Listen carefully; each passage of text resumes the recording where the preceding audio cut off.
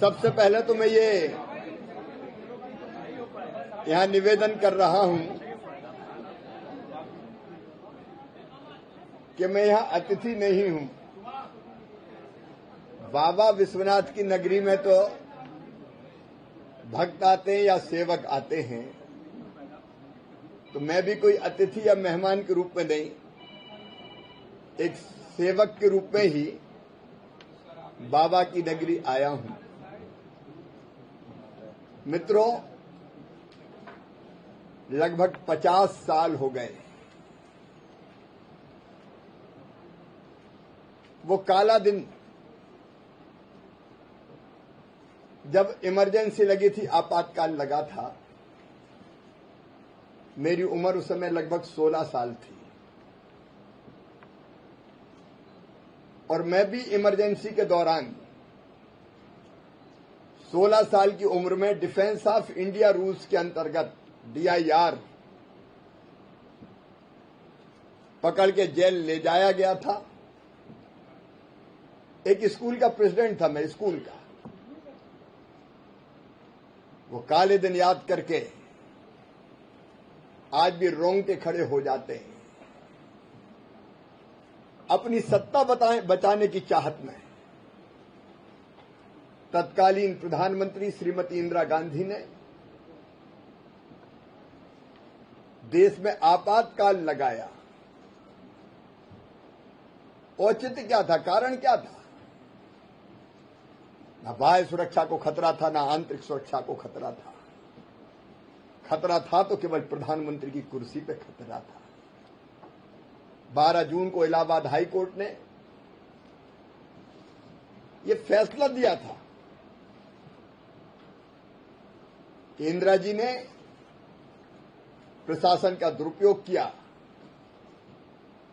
भ्रष्टाचार का सहारा लिया और गलत तरीके से चुनाव जीता था और 6 साल तक उनके कोई भी चुनाव लड़ने पर प्रतिबंध लगा दिया गया था।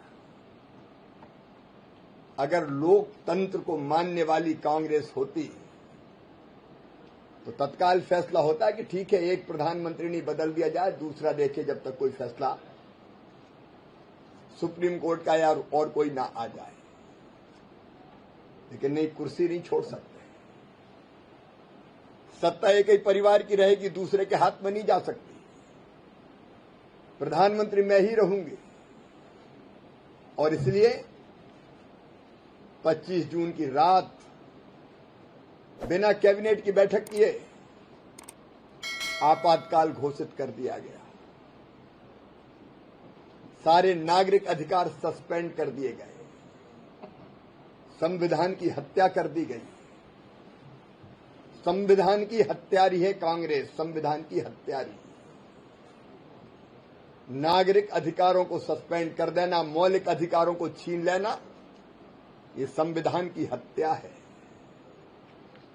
प्रेस की स्वतंत्रता पर ताला डाल देना, ये संविधान की हत्या है।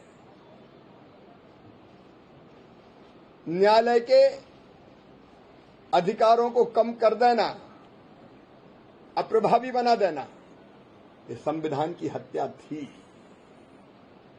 पूरे देश को जेल खाना बनाना, ये संविधान की हत्या थी।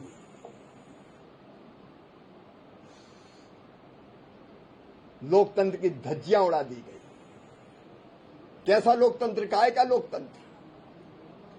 सारे विपक्षी दल और स्टूडेंट्स तक जेलों में ठूंस दिए गए, केवल कुर्सी बचाने के लिए।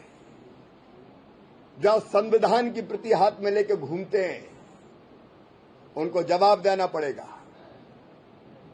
अगर सनक आई कि तुर्कमान गेट पर घर तोड़ दिए जाएं, तो जनता बुलडोजर से रौंद दी गई थी और अगर किसी ने विरोध किया तो गोलियों से छलनी कर दिए गए थे।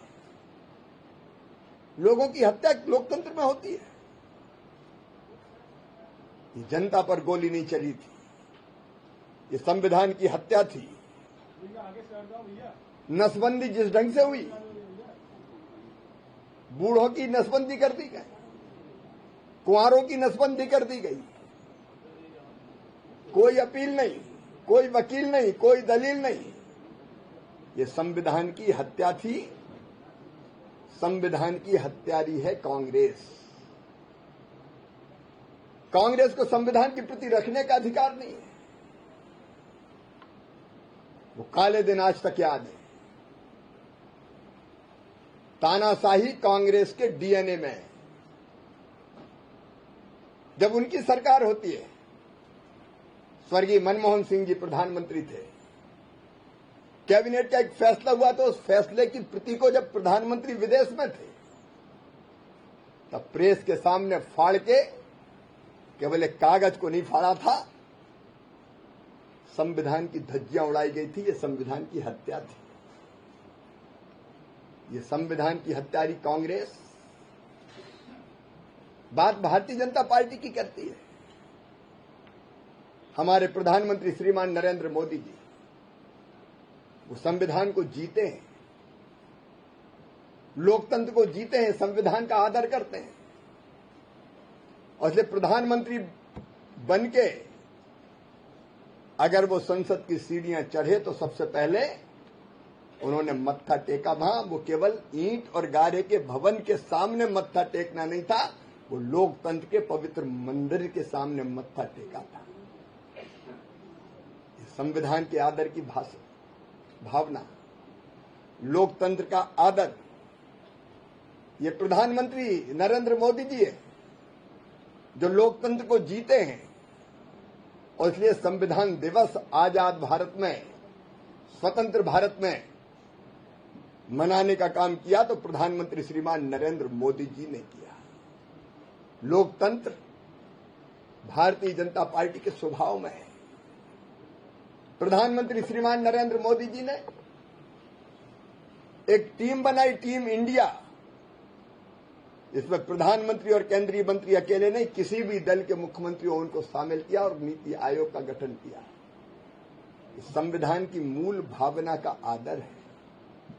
जब देश कभी संकट में आया तो विपक्षी दलों के सांसदों को भी प्रतिनिधिमंडल में शामिल करके दुनिया में भेजा। ये संविधान की मूल भावना का आदर है। लोकतंत्र का अपमान करने वाली कांग्रेस को आज मैं कहता हूं देश से माफी मांगनी चाहिए। अभी तक माफी नहीं मांगी, क्षमा नहीं मांगी। हजारों परिवार उस समय तबाह हो गए थे, हजारों परिवार बर्बाद हो गए थे। 1 लाख से ज्यादा लोग जेलों में थे। और मित्रों में जिस भोपाल जेल में था हमारे नेता थे जनसंघ के उस समय, हसमत वारसी जी, युवा थे, बहुत अच्छे वक्ता थे। वो जेल में हमारे सामने बीमार हुए, कुछ दिनों से अस्वस्थ चल रहे थे। जेल के प्रशासन को हाथ जोड़ जोड़ के हम थक गए कि इनको इलाज के लिए ले जाया जाए। उनको जेल के बाहर इलाज के लिए नहीं ले जाया गया और अंततः उन्होंने तड़प तड़प के दम तोड़ दिया। खून की उल्टियां हुई और जब ले जा रहे थे अस्पताल तब उन्होंने अंतिम सांस ले ली। लोगों को उल्टा लटकाया गया, बर्फ की सिल्लियों पर लिटाया गया, करंट लगाकर प्रताड़ित किया गया। ऐसे अमानुषिक अत्याचार तो कभी अंग्रेजों ने भी नहीं किए। और इसलिए मित्रों, देश कभी भूले ना और फिर कभी आपातकाल ना लगे, इसलिए संविधान हत्या दिवस मनाना जरूरी है। आज की पीढ़ी को बताना आवश्यक है कि उस समय केवल कुर्सी बचाने के लिए इंदिरा जी ने, कांग्रेस ने क्या क्या किया था।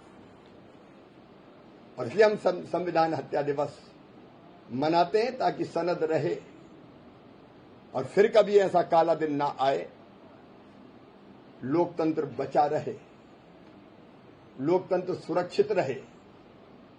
ये जरूरी है क्योंकि लोकतंत्र भारत में आज से नहीं है, अनादिकाल से भारत ने लोकतांत्रिक भावनाओं का आदर किया है और लोकतंत्र की जननी है भारत। प्रधानमंत्री जी कहते हैं मदर ऑफ डेमोक्रेसी। यहां लोकतंत्र जीवित रहेगा, लेकिन कांग्रेस को फिर एक बार संविधान हत्या दिवस पर कांग्रेस के अध्यक्ष हल्ला मचा रहे हैं, लेकिन वो ही बता दें कि कांग्रेस में कहीं लोकतंत्र है क्या? कांग्रेस अध्यक्ष कांग्रेस नहीं चलाते, आज भी एक परिवार कांग्रेस चला रहा है। नकली चेहरा सामने आए, असली सूरत छुपी रहे।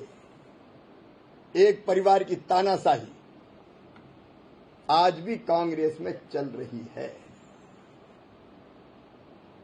तो हमसे जवाब मांगने के बजाय